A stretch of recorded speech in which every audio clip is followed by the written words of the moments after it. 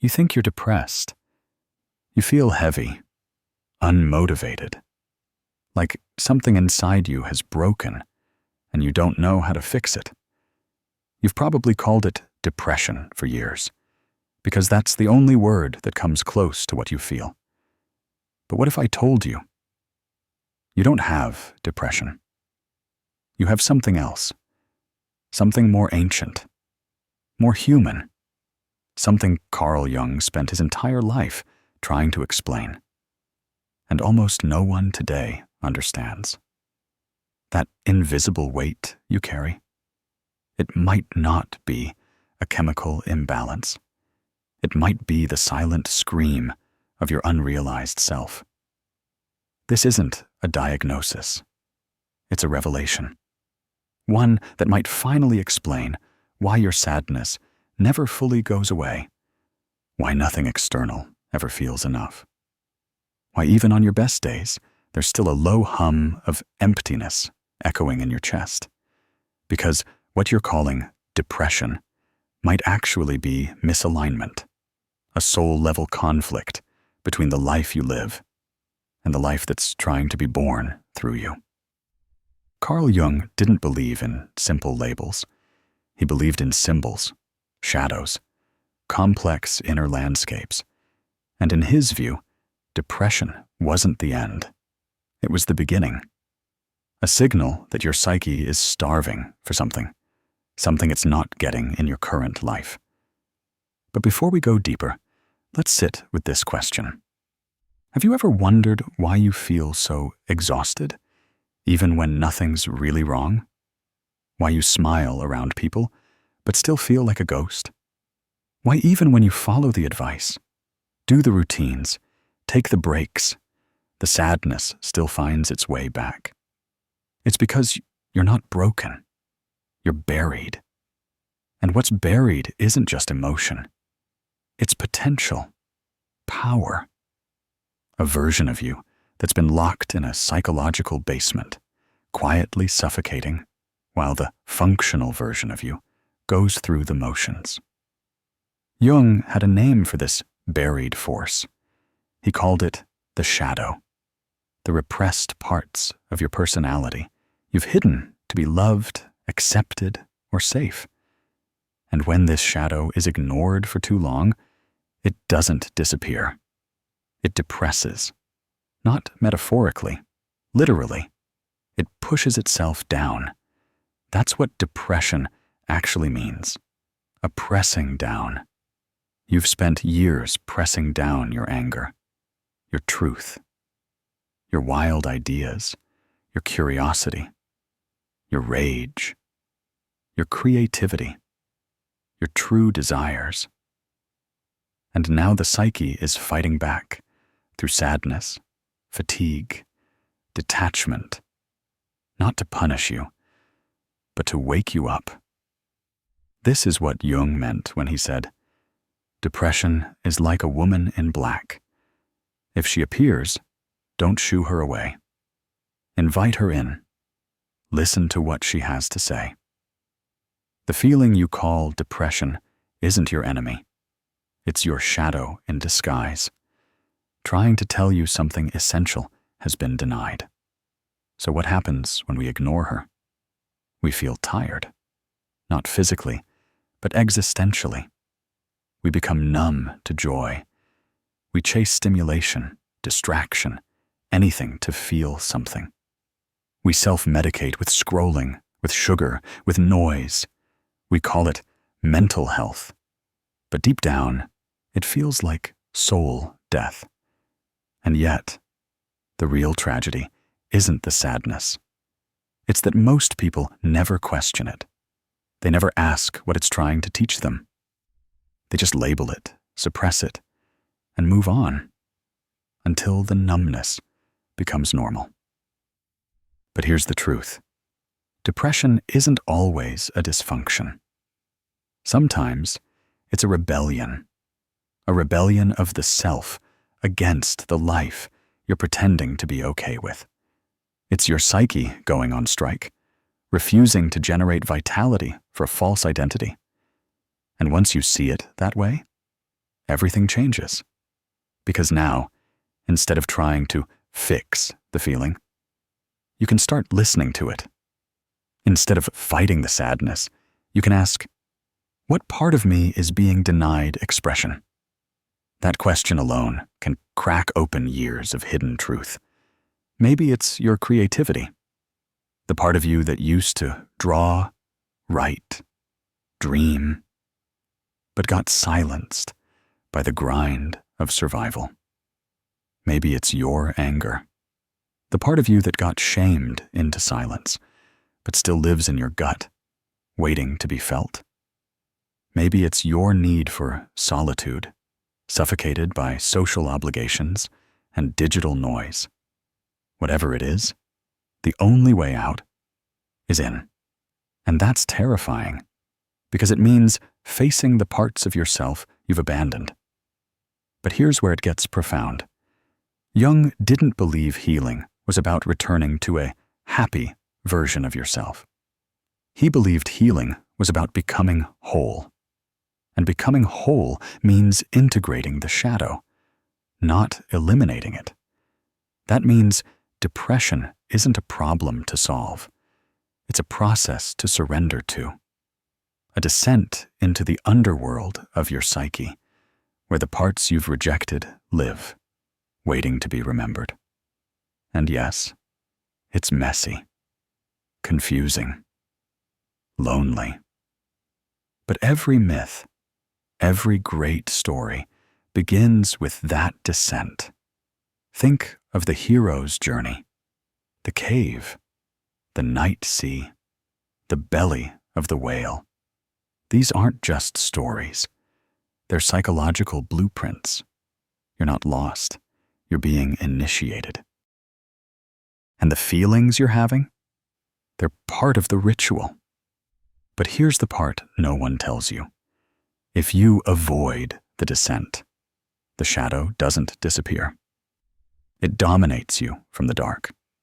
It sabotages your relationships, hijacks your mood, makes you resentful, bitter, sarcastic, withdrawn.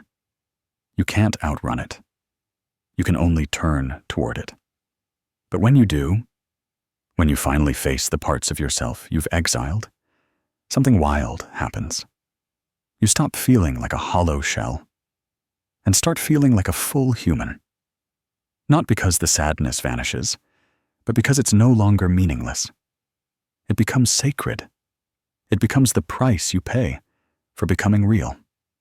So ask yourself, what parts of you have been exiled? What have you buried so deep that you forgot it was yours? Your truth? Your art? Your voice? Your power? It's all still there. And your so-called depression? It's just the alarm bell, a sacred siren, not to medicate away, but to move toward. You don't have depression. You have a disowned self, banging on the door of your consciousness. And it's time you let them in. Let's go deeper. If your sadness isn't a malfunction, but a message, what exactly is it trying to tell you? And how do you even begin to decode it? Carl Jung believed the shadow, the repressed self, reveals itself in clues, in dreams, in mood swings, in projections. It doesn't speak in words. It speaks in patterns. You don't hear it. You live it. Every time you sabotage your progress. Every time you withdraw from connection. Every time you feel like you're not yourself. You're actually closer to the truth than you think. The shadow shows up as the depressed version of you. But it's not here to ruin your life. It's here to restore it. So the question is no longer, how do I get rid of my depression? It becomes, what part of me is ready to be seen? But here's where most people get stuck. Because facing the shadow isn't some peaceful meditation. It's brutal. It's awkward. It's uncomfortable. Why? Because the shadow isn't just sadness. It's the stuff you were taught you weren't allowed to be. If you were punished for being angry, your shadow holds your rage. If you were mocked for dreaming big, your shadow holds your ambition. If you were told to calm down, be realistic, stop being so emotional, your shadow became a vault for all the energy you needed to feel fully alive. And when that vault fills up, it leaks. Through depression, through panic, through that chronic sense of nothing matters. You think you're lazy. You're not. You're suppressed. You think you're tired. You're not. You're unexpressed. You think you're depressed. You're not. You're disconnected from the parts of you that used to feel like sunlight. But it's not too late, because Jung gave us the path back. It's called individuation, the process of becoming your full self, including the parts you've rejected. It's not about fixing yourself. It's about reclaiming what was stolen. And here's how you start. Step 1. Notice the projections. You ever hate someone instantly and don't know why? Ever envy someone's freedom, but talk yourself out of wanting it? That's not them. That's you, seeing a piece of your shadow that you're not ready to own. The confident woman you dismiss as arrogant, you were never allowed to own your voice. The bold artist you roll your eyes at, you buried your creativity years ago. Every trigger is a teacher. Every judgment is a mirror. Your shadow hides in the people you can't stand, and in the ones you secretly wish you could become. Step 2. Decode your dreams. Jung said dreams are the royal road to the unconscious. They speak in symbols, not logic. If you dream of drowning, you're probably already suffocating in real life, under expectations, under roles, under lies. If you dream of a stranger chasing you, you might be running from yourself. Don't analyze dreams like riddles to solve. Feel them. What emotions are they trying to surface? What patterns are they revealing? Your dreams are your psyche's last attempt to send you a message without breaking you. Step 3. Create a sacred space for expression. You don't integrate the shadow through thinking. You do it through creating, moving, feeling. Write what you're afraid to say. Dance without knowing how. Scream into a pillow. Make something ugly. Say something honest. The goal isn't perfection. It's permission. When you give the shadow room to breathe, it stops haunting you from the dark. It becomes your ally. And this is the paradox Jung loved most. The very thing you're most afraid of inside yourself is where your power lives. Your sadness has something to teach you. Your rage has something to teach you. Your numbness has something to teach you. But only if you stop running. Only if you stop pretending you're okay just because you're functioning. You don't need another productivity hack. You need a psychic homecoming, and it won't come from watching more self-help videos, or downloading another morning routine, or saying positive affirmations you don't believe. It'll come from sitting in the silence, from feeling the ache, from noticing the quiet voice beneath the noise that's been whispering, "I miss you." That's your inner child, your artist, your wild one. And they're not asking for you to save them. They're asking you to remember them. Jung believed that true healing doesn't happen through medication alone, though he didn't deny its place. He believed healing was integration, wholeness, making peace with the inner civil war you've been calling normal. You feel depressed, because you're divided. Because one part of you is living, while the other parts rot in the dark. But when you bring them together, when you stop hiding from yourself, you unlock something electric. You start to feel again, to care again, to wake up with something more than dread. You start to trust yourself, not because life gets easier, but because you're finally living all of it, not just the parts that feel safe. And that is freedom. So no, you don't have depression. You have a calling, a soul that's been trying to get your attention. And now that you've heard it, you can't go back. The only way is forward, into the shadow, into the truth, into yourself. So here's what I want you to do next. Don't numb this feeling. Sit with it. Let it echo. Then, when you're ready, watch the next video. You'll stop pleasing people after this. Carl Jung. Because once you begin to reclaim your buried self, the next battle is external. You'll see who benefited from your self-abandonment. You'll see why people liked the numb version of you more than the real one. And you'll learn how to stop living for their comfort and start living for your wholeness. You're not too broken. You're too powerful to keep pretending. It's time to remember who you were before the world told you who to be. And you're closer than you think. You've made it this far, which tells me something important about you. You're not just looking for answers. You're looking for something real, something raw, something that explains why the world looks the way it does. But more importantly, why you feel the way you do when no one's looking. Because here's the truth. Once you begin to see your so-called depression as a message instead of a malfunction, everything around you starts to shift. Your relationships, your routines, even the way you breathe in a quiet room. Nothing stays the same once you realize your sadness isn't senseless.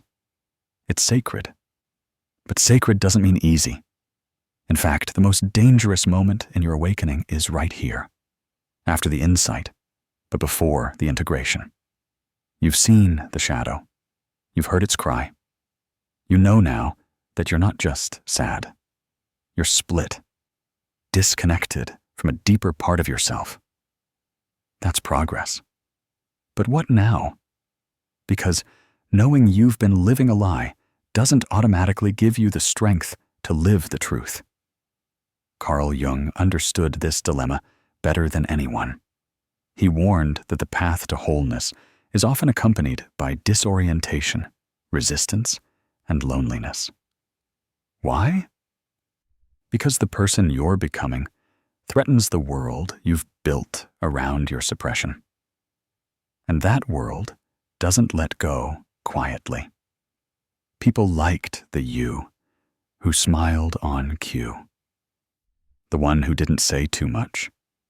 The one who didn't demand space or speak inconvenient truths. But now that you've met your shadow, now that you've heard the parts of yourself you buried to survive, you can't unhear them.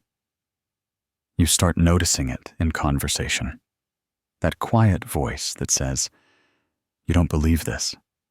Why are you saying it?" You notice it when you wake up in the morning. That faint ache in your stomach before you check your phone, reminding you that you're still living according to someone else's values. You notice it in your silence, when someone crosses a boundary and you laugh it off, even though a fire builds in your chest. This is the shadow, rising. And now, the real work begins. Because healing isn't catharsis, it's conflict, a war between your old self, the one who learned to cope, to fit in, to shut up, and the emerging self who's finally learning how to live. Let's be clear, This isn't a straight path. It's not some clean, healing journey you can post online. It's messy, regressive, chaotic. Some days, you'll feel free. Other days, you'll feel insane. Because the mind resists change, even when that change is your liberation. Jung called this tension the enantiodromia, the phenomenon where any force, when pushed to its extreme, flips into its opposite. That means the more you resist your truth, the more violently it returns. That numbness you've been calling depression? It's not passive, it's protective. Because once you feel what you've been avoiding, you can't go back to pretending. The numbness was keeping you functional in a world that doesn't reward wholeness. It rewards obedience. But now that you've cracked it, your psyche is going to flood. Memories, regrets, desires, longings, maybe even rage. It's all coming up, not to drown you, but to rebalance you. So what do you do with it? You stop asking, how do I get rid of this? And you start asking, what do I need to grieve? Because grief is the bridge between your old life and your true one. You grieve the time you lost pretending to be someone else. You grieve the childhood you never fully lived. You grieve the potential you silenced to be liked. You grieve the truth that no one gave you permission to speak.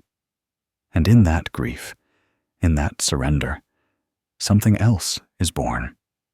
Not happiness, not positivity, but power. The power to be honest. And that kind of power doesn't shout. It doesn't perform. It doesn't hustle for attention. It knows. It knows what matters. It knows when to stay silent. It knows who you are, even when the world forgets.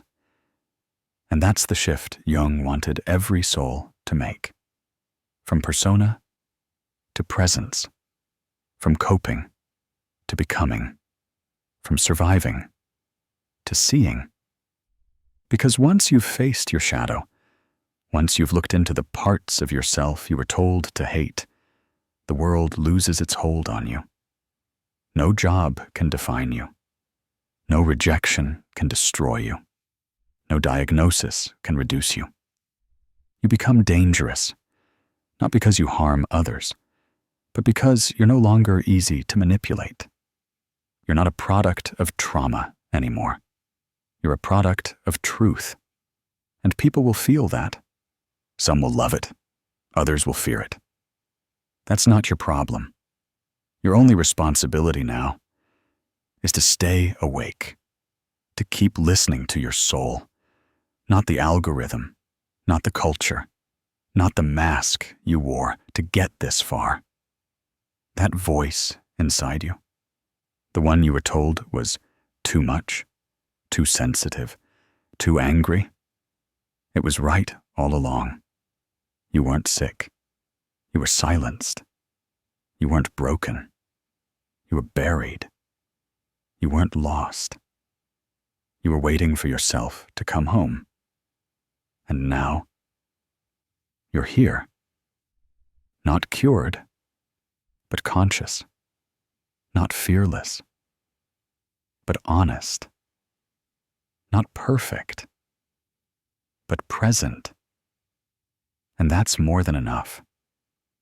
So don't rush to feel better. Don't chase a high or try to fix yourself again. You're not a machine. You're a mystery. And mysteries don't need solutions. They need reverence. And that sadness, that deep, aching silence that still lingers under the surface, that's not the end. It's the doorway. You're not falling apart. You're falling inward. And that is where your real life begins.